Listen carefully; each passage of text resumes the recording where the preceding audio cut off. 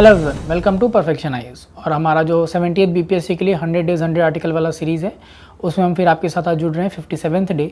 और आज जो हमारा टॉपिक है वो सुप्रीम कोर्ट में ही कंटिन्यूएशन में हम लोग आज देखेंगे कि अभी जजेस का जो टर्म है और रिमूवल का तरीका, वो उसके बारे में हम लोग थोड़ा सा डिस्कशन करेंगे। काफ़ी इंपॉर्टेंट टॉपिक है, इसको अच्छे से समझेंगे। ये भी आर्टिकल 124 के अंदर ही है और इसमें दो क्लॉज को हम लोग कवर करेंगे, 4 और 5। तो सबसे पहले अगर आप आर्टिकल 124 के अंदर ही देखेंगे, सेकंड जहां पे अपॉइंटमेंट वाला पार्ट हम लोग डिस्कस किए थे, वहां पर ही लिखा था कि they shall hold office until attain the age of 65 years. यानी कि सुप्रीम कोर्ट के जजेस का टर्म जो है वो फिक्स नहीं है। 5 साल 6 साल ऐसा कोई भी टर्म नहीं दिया गया है संविधान के अंदर। सुप्रीम कोर्ट के जजेस के लिए एक अपर एज लिमिट फिक्स है रिटायरमेंट की, एंड दैट इज 65 ईयर्स। तो वो ऑफिस कब तक होल्ड करेंगे? 65 ईयर्स तक ऑफिस को होल्ड कर सकते हैं मैक्सिमम। तो टर्म कुछ भी नहीं है, ध्यान रखना है। 6 ईयर 65 ईयर ऐसा करके ऑप्शन में आएगा, और गलती नहीं करना है। 6 ईयर्स ऐसा कुछ नहीं है, 65 years is the upper age limit, ठीक है। हालांकि उसके पहले वो प्रेसिडेंट को लिख कर क्या कर सकते हैं? रिजाइन कर सकते हैं। प्रेसिडेंट को लिख कर क्या कर सकते हैं? रिजाइन कर सकते हैं। दूसरा, उनको हटाया जा सकता है ऑफिस से। किस तरह से? जिस तरह से क्लॉज 4 में दिया हुआ है उसके बारे में।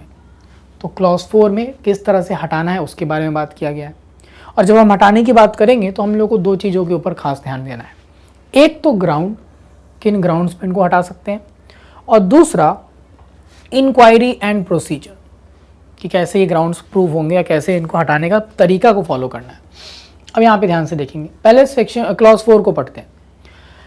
A judge of Supreme Court shall not be removed from his office except by an order of president। यानी हटेंगे तो कैसे हटेंगे? प्रेसिडेंट के ऑर्डर से। लेकिन ये ऑर्डर पास कब होगा? After an address by each house of parliament. Parliament के दोनों हाउस से एक एड्रेस, एटलीस्ट 2/3 मेजॉरिटी और टोटल मेंबरशिप के सपोर्ट से पहुंचा हो प्रेसिडेंट के पास। किस पर्टिकुलर सेशन में? उसी सेशन में जिस सेशन में ये जो एड्रेस है वो लाया गया था, उसी सेशन में पास करा के प्रेसिडेंट के पास भेजना होगा। And removal on the ground of proved misbehaviour और इनकैपेसिटी। यानी कि मिसबिहेवियर और इनकैपेसिटी अगर प्रूव हो जाएगा तो उस ग्राउंड पे एक एड्रेस पार्लियामेंट के दोनों हाउस को स्पेशल मेजॉरिटी से पास करना होगा और सेम सेशन में प्रेसिडेंट के पास भेजना होगा। तो प्रेसिडेंट ऑर्डर जारी करके हटा देंगे। लेकिन यहाँ पर कुछ चीज़ें मिसिंग थी, जैसे ये एड्रेस के लिए प्रस्ताव लाया कैसे जाएगा, कितने लोगों का सपोर्ट चाहिए होगा। दूसरा, पता कैसे चलेगा कि मिसबिहेवियर या इनकैपेसिटी है? तो उसके लिए 5वां क्लॉज में लिखा हुआ है कि पार्लियामेंट कानून बनाकर रेगुलेट करेगा प्रोसीजर, किस चीज का? For the presentation of address, कि किस तरह से वो एड्रेस आएगा, and for the investigation and proof of misbehaviour और इनकैपेसिटी। तो पावर पार्लियामेंट को दे दिया गया। तो इसके लिए पार्लियामेंट क्या किया? एक कानून बनाया, और कानून का नाम है जजेस इंक्वायरी एक्ट 1968। सो जजेस इंक्वायरी एक्ट 1968 पार्लियामेंट एक कानून लेकर आई, जो कि आर्टिकल 124 का 5वां क्लॉज ये पावर दे रहा है उनको। और इस कानून के अंदर एक डिटेल प्रोसीजर पूरा का पूरा समझाया गया कि किस तरह से इनको हटाना है। तो सबसे पहला एक रिजोल्यूशन आएगा, जो किसी भी हाउस में आ सकता है, लेकिन अगर लोकसभा में लाना है तो 100 लोगों का सपोर्ट, राज्यसभा में लाना है तो 50 लोगों का सपोर्ट चाहिए होगा। तभी प्रिसाइडिंग ऑफिसर के ऊपर है कि वो इसको एक्सेप्ट करेंगे या रिजेक्ट करेंगे। उन पे बाइंडिंग नहीं था कि एक्सेप्ट ही करेंगे, रिजेक्ट भी कर सकते हैं, पहला चीज। दूसरा, अगर एक्सेप्ट किया तो प्रिसाइडिंग ऑफिसर क्या करेंगे? एक 3 मेंबर इंक्वायरी कमेटी बनाएंगे। 3 मेंबर का एक इंक्वायरी कमेटी, जो देखेगा कि मिसबिहेवियर या इनकैपेसिटी था कि नहीं था। और उसमें 3 में कौन हो सकते हैं? तो सीजीआई या उनके द्वारा नॉमिनेटेड कोई जज, किसी हाई कोर्ट के चीफ जस्टिस, और एक डिस्टिंग्विश्ड जूरिस्ट होंगे, जिनको प्रिसाइडिंग ऑफिसर अपॉइंट करेंगे कि आप चेक करो कि इस जज के ऊपर जो है वो जो चार्जेस लगाए जा रहे हैं मिसबिहेवियर इनकैपेसिटी का, ये एलिमेंट है कि नहीं है। ठीक, अगर इन्होंने, इस कमेटी ने पॉजिटिव ओपिनियन दिया कि हाँ मिसबिहेवियर इनकैपेसिटी है, तभी सिर्फ हाउस अब आगे बढ़ेगा, नहीं तो नहीं बढ़ सकता। तो ये बहुत इंपॉर्टेंट है। अगर इन्होंने कहा कि नहीं मिसबिहेवियर या इनकैपेसिटी का प्रूफ नहीं मिल रहा है, तो फिर वो रिजोल्यूशन में वहीं पे ड्रॉप हो जाएगा, उसको ऊपर आगे नहीं बढ़ा जाएगा। ठीक है, अगर पॉजिटिव ओपिनियन दिया तो दोनों हाउस अब क्या करेगा, उस एड्रेस को स्पेशल मेजॉरिटी से पास करेगा। और स्पेशल मेजॉरिटी कौन सा, 2/3 present and voting greater than 50% of the total strength.